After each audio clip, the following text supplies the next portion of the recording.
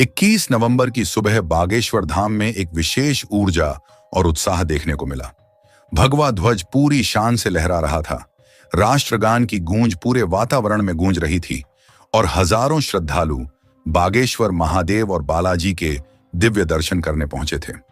इस पावन अवसर पर बागेश्वर धाम के पीठाधीश्वर धीरेन्द्र कृष्ण शास्त्री ने सनातन हिंदू एकता पदयात्रा का विधिवत शुभारंभ किया। इस यात्रा के साथ जल्द ही साहित्य और सिनेमा का संगम भी देखने को मिलेगा, जो इसे और अधिक रोचक और प्रभावशाली बना सकता है।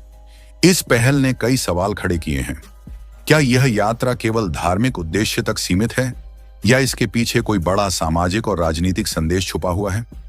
आखिर क्यों धीरेन्द्र कृष्ण शास्त्री ने इस कदम को उठाया? क्या यह यात्रा हिंदू समुदाय को एकता के सूत्र में पिरोने का प्रयास है या फिर यह सामाजिक समरसता की एक नई लहर लाने की कोशिश है?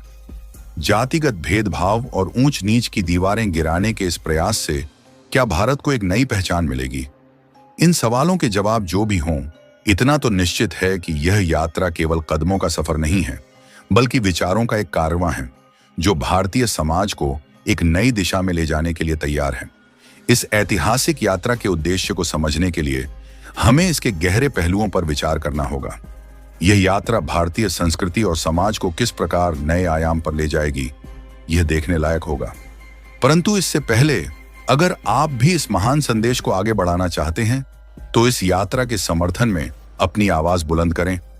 इस पहल का हिस्सा बनने के लिए इस विचार को साझा करें, समर्थन दें और अपने विचार व्यक्त करते हुए जय बागेश्वर धाम कमेंट बॉक्स में लिखें। अपने संबोधन में धीरेन्द्र कृष्ण शास्त्री ने स्पष्ट किया कि यह यात्रा सभी सनातनियों को एक सूत्र में बांधने का एक महान प्रयास है। उन्होंने कहा, जब तक हर हिंदू को एक माला में पिरोया नहीं जाएगा, तब तक यह यात्रा नहीं रुकेगी।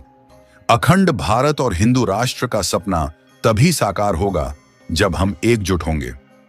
यह बयान केवल एक विचारधारा नहीं, बल्कि एक आंदोलन का संकेत है। यह आंदोलन भारत को एक बार फिर से राम राज्य की ओर ले जाने की आकांक्षा रखता है। यह यात्रा न केवल धार्मिक एकता का प्रतीक है, बल्कि समाज में व्याप्त जातिगत और सांस्कृतिक भेदभाव को मिटाने की कोशिश भी है। यह भारत को एक नई दिशा में ले जाने की तैयारी का संकेत है, जिसमें समरसता, समानता और एकता के मूल्यों को प्राथमिकता दी जाएगी। इस यात्रा की एक प्रमुख विशेषता यह है कि इसमें 15 अलग अलग झांकियां शामिल हैं, जो सनातन संस्कृति की विविधता और उसकी गौरवशाली परंपराओं को प्रदर्शित करती हैं।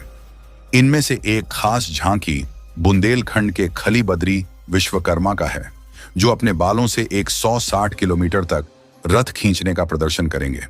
इस अनोखे और अद्भुत प्रदर्शन का उद्देश्य जनता के दिलों में सनातन संस्कृति के प्रति प्रेम और उत्साह को बढ़ाना है। सबसे उल्लेखनीय बात यह है कि इस यात्रा को न केवल हिंदू समुदाय से, बल्कि मुस्लिम समुदाय से भी भरपूर समर्थन मिल रहा है। छतरपुर के मुस्लिम समाज ने इस यात्रा का स्वागत करते हुए एक महत्वपूर्ण संदेश दिया है। उनका कहना है कि वे सभी यहाँ एकजुटता और सौहार्द से रहते हैं और बागेश्वर बाबा उनके लिए भी आदरणीय हैं। उन्होंने उन लोगों की आलोचना की जो इस यात्रा को सांप्रदायिक रंग देने की कोशिश कर रहे थे। इस संदर्भ में एक होटल मालिक का बयान भी उल्लेखनीय है। उन्होंने बताया कि वह बाबा के आशीर्वाद से ऐसा भोजन बनाते हैं जिसमें लहसुन और प्याज का उपयोग नहीं होता, और इसे हिंदू और मुस्लिम दोनों समुदायों के लोग पसंद करते हैं। यह छोटी सी बात भी सामाजिक समरसता का एक बड़ा प्रतीक बन गई है।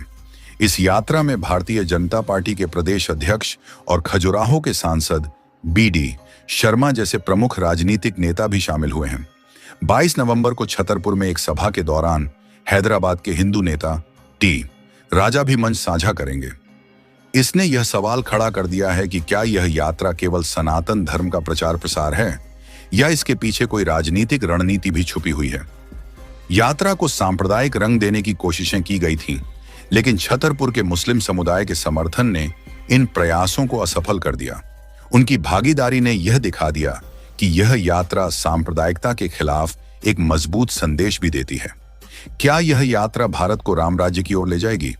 बागेश्वर महाराज की यह यात्रा न केवल धार्मिक और आध्यात्मिक उद्देश्यों तक सीमित है, बल्कि यह सामाजिक एकता और अखंड भारत के सपने को साकार करने का भी प्रयास है।